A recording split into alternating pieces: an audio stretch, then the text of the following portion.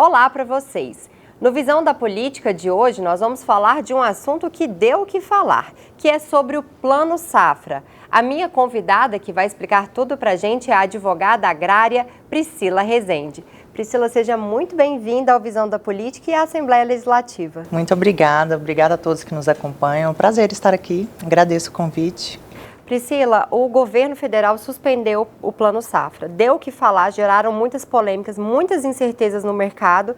E aí, alguns dias depois, o ministro da Economia, Fernando Haddad, veio a público e disse que iria abrir um crédito especial de 4 bilhões para o financiamento desses produtores. Explica para a gente como toda essa incerteza e essa suspensão e depois esse retorno de parte do dinheiro pode impactar o setor agropecuário. A suspensão da verba que seria destinada para o Plano Safra, ela trouxe uma insegurança política muito grande e jurídica também. A gente tem visto aí o maior impacto negativo disso é essa notícia ter vindo de forma abrupta, principalmente no início da safra, ocasionando aí prejuízos imensuráveis, principalmente para o pequeno produtor. E essa falta de comunicação do governo com a população tem ocasionado prejuízos também de forma geral, como a gente viu da própria falta de comunicação do caso Pix.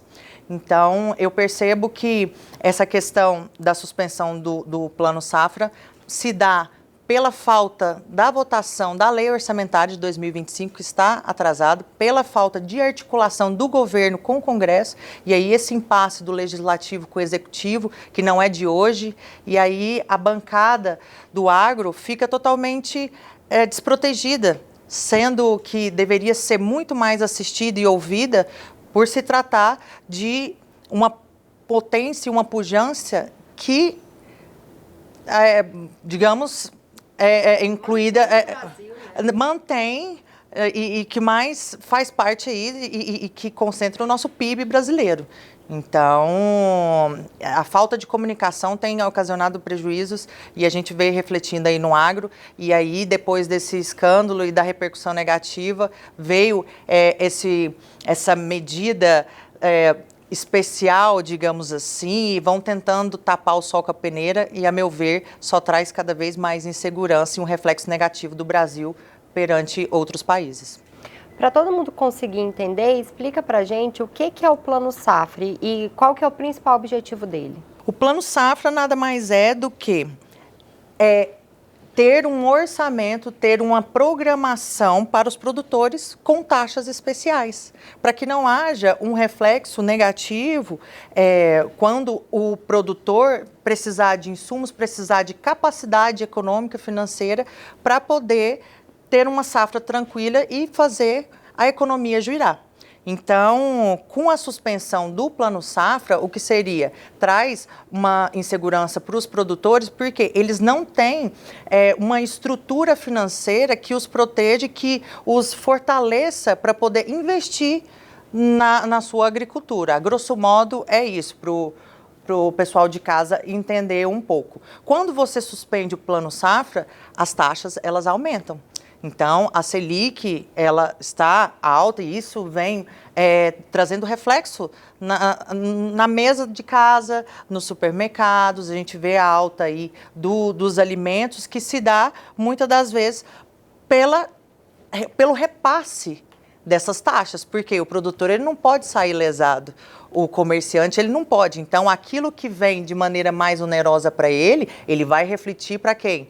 Para o comerciante que repassa para os cidadãos, que repassa para a sociedade, porque eles não podem tomar prejuízo e aí sobrecai principalmente a população menos favorecida, porque eu gosto muito de fazer essa análise mais expansiva para que a população entenda que, ao meu ver, a minha análise, fazendo isso vendo a questão tributária, a questão do agro, é que a gente não entende que a pessoa, o cidadão que mais paga imposto é o mais simples, é o que tem menos condição financeira. Por quê?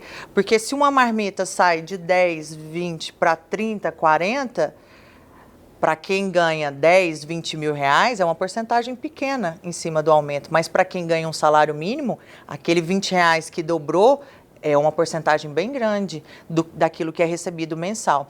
Então, a gente tem que analisar isso com uma forma empática, porque eles ficam tentando apagar o sol com a peneira. Então, vem aí a isenção do Pix até 5 mil, mas em contrapartida tem essas inconstâncias, principalmente no agro, que eu falo que é o que traz mais pujança mesmo para o Brasil, é o que traz reflexo, e aí isso impacta negativamente até para exportação, né, do nosso produto. É bom falar, quando a gente fala assim em produtor rural, em agronegócio, parece que é todo mundo muito rico e que todos são muito grandes. E a gente tem que lembrar que a gente tem o pequeno produtor rural e que esse precisa dessas linhas de financiamento para ele conseguir produzir. E como você falou, isso pode impactar diretamente na mesa de todo mundo, né? Ali na compra de supermercado. Explica pra gente, ele tem algum direito, esse pequeno produtor rural, a legislação protege ele de alguma forma? Sim, existem algumas políticas públicas que acabam beneficiando o pequeno produtor, mas são irrisórias se comparado ao aumento, por exemplo, da taxa Selic, que é que impacta negativamente muito mais o pequeno produtor, porque aí volta a questão do que a gente conversou do cidadão que tem menos condição. O pequeno produtor, ele não tem liquidez, ele precisa de um investimento para depois ele completar a cadeia tem os insumos, tem o investimento, produz, depois devolve e fica com uma porcentagem. Com o aumento da Selic, uma coisa que aconteceu há 2 anos atrás, um ano retrasado, que no escritório a gente teve alta demanda de recuperação judicial de produtor rural, é que muitos deles compraram os insumos, por exemplo, a saca de soja a 170, compra o insumo da soja nesse valor, e aí quando foi vender não encontrava 120 na saca de soja. Então a conta não fecha. Por quê? Por conta dessa volatilidade mesmo, volatilidade de preços. E aí o produtor rural não consegue efetuar o pagamento e aí vira aquela bola de neve, e isso impacta diretamente aos pequenos produtores, porque a boa parte deles moram no interior, passam por situações constrangedoras, e até uma experiência de um cliente que foi ao escritório e virou para mim e disse: doutora, eu faço qualquer coisa, mas menos recuperação judicial,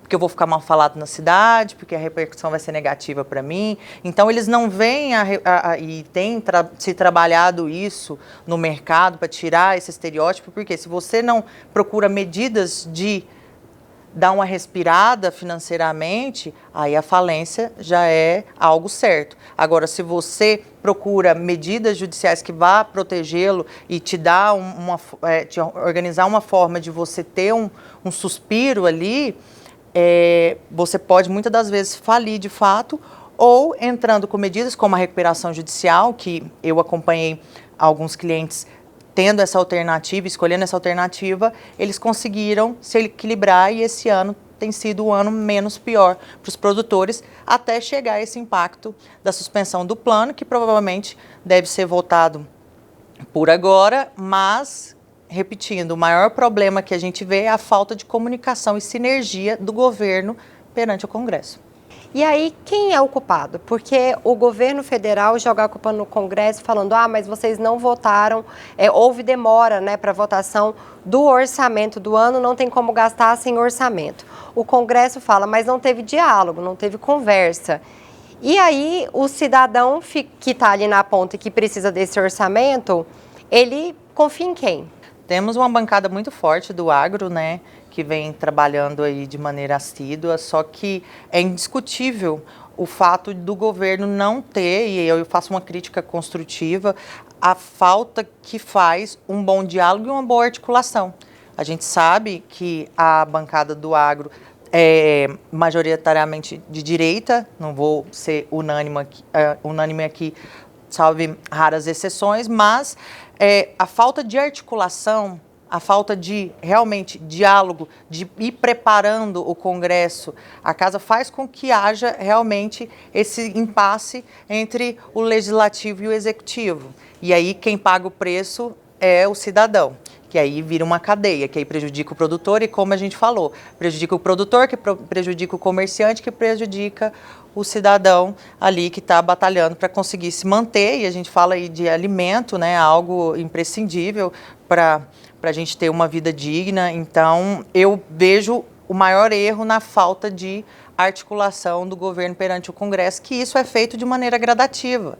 Então, como eu disse no início da discussão, do nosso diálogo aqui, se tivesse havido um diálogo informativo de, olha, o Plano Safra será suspendido e tudo, a gente precisa de uma articulação para ir preparando o produtor, mas não houve. Houve uma suspensão de maneira abrupta, e aí, para tapar o sol com a peneira, o ministro Haddad veio com essa ideia de vir com uma medida especial para acalmar os ânimos e, ao meu ver, só faz gerar mais revolta entre a bancada do agro.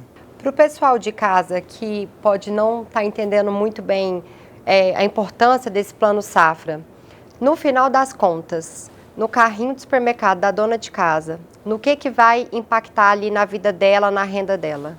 O Plano Safra, como eu disse no início, ele vem para facilitar medidas a conseguir créditos ao produtor de maneira mais sucinta, explicativa. O que o Plano Safra vem? Ele vem para ajudar o produtor a ter uma estrutura financeira para conseguir produzir, para conseguir plantar, para conseguir fazer a sua safra ali com tudo que precisa para finalizar aquela safra. E aí, a partir do momento que o plano ele é suspenso, que a lei orçamentária não é votada, e aí o embate maior da suspensão, que originou a suspensão do Plano Safra, foi a falta da votação do Plano Orçamentário de 2025, e aí um fica jogando para o outro quem é o culpado, a falta do julgamento de você decidir o planejamento orçamentário de 2025 que ocasionou a suspensão do plano. Por quê? Porque o plano não estava conseguindo se sustentar com aquelas taxas, com aqueles juros, com aquele tipo de negociação. Então, de maneira bem sucinta para o telespectador entender, quando você suspende é porque a conta não está fechando, está insustentável ficar naqueles moldes de juros, de taxas e tudo mais. A partir do momento que se suspende, tem uma alta, principalmente da Selic, e aí é o que traz essa consequência negativa para o pequeno produtor, porque a porcentagem mais alta para o produtor de pequeno porte, ela fica muito mais doída no bolso do que para um grande produtor que tem outras formas de fomentar a questão financeira para ele poder produzir. Então, se não há uma linha de crédito, digamos assim, mais interessante, onde dê para a conta fechar para o produtor ter um lucro ao final do plano, ao final da safra, perdão, fica insustentável para ele conseguir produzir. E aí o que se deu no início da safra de agora foi que, quando foi comprar um insumo, quando precisou de crédito para comprar, para ter estrutura para plantar, o produtor se viu com as taxas altíssimas. Então ele pensou, nossa, eu já estou pagando muito caro para eu plantar, e lá na frente, quando eu for colher e pagar, quanto vai valer? Entendeu? Porque aí, se tem a baixa, quando ele for vender, ele não vai encontrar um valor que ele pagou, o insumo que ele teve de crédito. Então, assim, de maneira bem sutil, bem sucinta, é essa logística. A conta tem que fechar. Então, você tem que ter realmente pelo menos uma linha de crédito para você ter uma margem de lucratividade, porque senão não vale a pena, porque o produtor ele já sofre com a questão financeira e ainda tem que sofrer com as condições climáticas que a gente vê que o Brasil está muito incerto. Então, período que não era para chover, chove, e aí se passa do tempo, a exemplo da soja mesmo, a soja fica ardida, e aí ela já é perdida, e aí aquele investimento que o produtor tem. Então, ele tem que ter uma margem ali. E aí, se ele sofre com a questão financeira, se ele sofre com as condições climáticas, ou com as queimadas, por exemplo, enfim, a gente vê aí o quanto o agro é prejudicado pela falta de comunicação, pela falta de articulação, pela falta de diálogo, onde as consequências vêm para nós cidadãos. E aí o café sai caro. Aí o café sobe para R$50 para mais, o óleo, o azeite, a gente vai virando aí uma situação lamentável onde o salário mínimo, você sai com 1, 2 sacolas do supermercado. Lamentável. Aproveitando o assunto do agronegócio, essa guerra comercial que a gente está vendo no mundo agora entre Estados Unidos e China. Eu vou chamar um VT aqui para a gente contextualizar melhor e aí para a gente ver se isso vai abrir oportunidades para o Brasil e se o Brasil está preparado também para as oportunidades que vão vir. A guerra comercial entre Estados Unidos e China avançou e o agro brasileiro pode se favorecer. Em retaliação às sanções impostas por Trump, que aumentou em 20% as taxas sobre as importações de produtos chineses, o país asiático estabeleceu taxas alfandegárias adicionais para os principais produtos agrícolas norte-americanos, que passaram a valer desde o dia 10 de março. Frango, milho, algodão e trigo tiveram uma taxa extra de 15%. Já produtos como sorgo, soja e carnes, o adicional foi de 10%. O conflito entre os países abre oportunidades para o agro brasileiro, que podem aumentar as suas exportações de produtos agrícolas para os chineses. Em Goiás, a soja alcançou quase 75% do total vendido do grão para a China. Agora, com essa guerra, Goiás pode se consolidar como principal fornecedor de soja para o país asiático? Priscila, e agora? É uma oportunidade para o Brasil, mas o Brasil está pronto para essa oportunidade? É indiscutível que capacidade tem. O Brasil tem um potencial de crescimento. Eu gosto sempre de dizer em algumas palestras, quando eu falo de potencial, eu falo que o Brasil tinha capacidade para ser país de primeiro mundo. Está ali no topo. As condições climáticas, nós sermos um país tropical, já ajuda bastante. A gente praticamente não tem inverno, né? O que nos facilita, a gente tem chuva, a gente tem tudo que pode ser de positivo a nível de estruturação nós temos. Agora, o que esbarramos mais é na questão da negociação, a questão da insegurança política, insegurança jurídica que a gente vê. A insegurança de os investidores apostarem no Brasil, porque a gente não sabe, o ano que vem já é um ano de votação, né, para presidente, a gente não sabe o que vai ser, a gente vive essa insegurança e essa falta, aí eu repito, de diálogo, de articulação entre o executivo, o legislativo e às vezes até o judiciário. Então essa falta de sinergia é o que acaba atrapalhando aí o Brasil de ter essa potência. Mas é indiscutível que a gente tem muito a crescer, a gente falta realmente estrutura. Eu vejo que nós carecemos muito de questão de infraestrutura, até de estradas.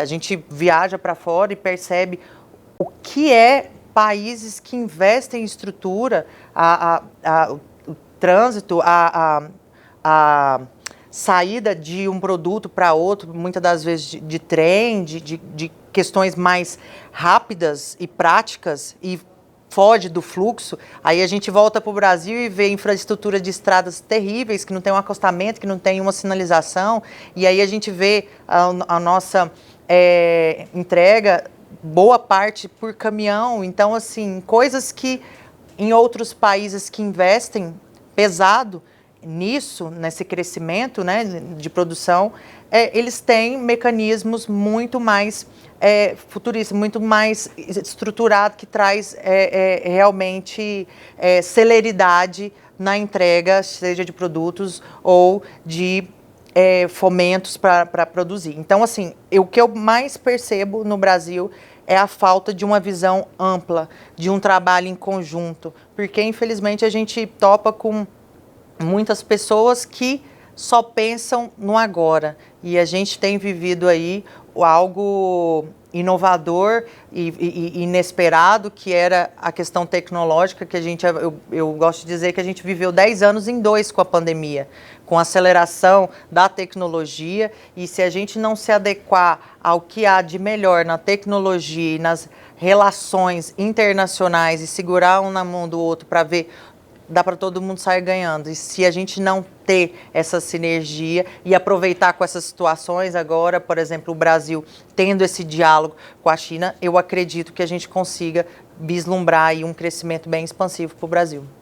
é fazer políticas hoje que vão valer para amanhã, né? E não só para um mandato. Exatamente, as pessoas se preocupam só com hoje, como eu disse. Então, se você tiver uma visão a longo prazo, você consegue construir um mundo melhor e isso vai refletir, às vezes, mais rápido do que a gente imagina. A gente imagina eu, como advogada, fazer audiência, sustentação de modo online, nunca, nem para 10 anos, daqui 10 anos. E hoje a gente vê aí tudo sendo digital, o mundo sendo digital, e a gente precisa entrar nessa onda e não ser uma massa de manobra onde tiram tudo de bom do Brasil e levam para fora. A gente tem que aprender a negociar, a gente tem que aprender a dar as mãos, fazer parcerias, negócios e crescer, porque o Brasil é muito promissor.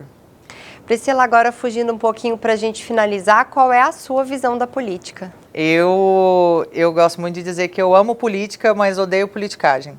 Eu sou um amante da política e eu acho a importância da democracia para a gente alcançar espaços de visibilidade. E aí, falando no mês das mulheres ainda, a nossa voz sendo ouvida muito me engrandece, porque as mulheres elas começaram a ter voz justamente pela democracia, e a democracia se deu pela política, e a política então ela é uma consequência, ela é um fato que não tem como fugir, e eu gosto muito de dizer em rodas de discussão que se você fala que não se interessa na política, então você não pode reclamar do aumento do imposto, você não pode reclamar de um buraco na sua via, você não pode reclamar de um coletivo, de um transporte público, porque tudo é política. Então, o cidadão, se a população entendesse que tudo é política, que tudo é importante estar antenado, agora a gente vê no Brasil a população mais atenta, digamos assim, mas a gente vive uma polarização traumática. Eu falo que não existe lado certo e lado errado, porque nós somos seres humanos, nós somos falhos, nós temos defeitos. Então, a partir do momento que a gente entender que nós somos um só, que não existe direita e esquerda, que eu sendo mulher, se eu for candidata e ganhar, eu vou ter que defender homens e mulheres, não é porque eu sou mulher que vou ter que trabalhar só a pauta de mulheres. Se a gente tivesse essa visão do coletivo, o mundo seria muito melhor. Mas a gente fica nessa ruptura, onde fica procurando certo e errado, enquanto o tempo vai passando e a gente vai se prejudicando, porque a gente não vai vendo o ser humano como único. A gente sempre tem o melhor e o pior, e um criticando o outro, e aí a gente não consegue encontrar progresso. Então eu luto e eu tenho esperança de ver uma política onde a gente não tenha que escolher lado, onde exista um único lado que é do ser humano e do bem do coletivo. É basicamente isso. Muito obrigada. Obrigada, é um prazer, viu? Fico sempre à disposição. Obrigada a todos que nos acompanham. O Visão da Política de hoje fica por aqui. Eu convido vocês para continuar acompanhando a programação da TV Assembleia Legislativa e até mais.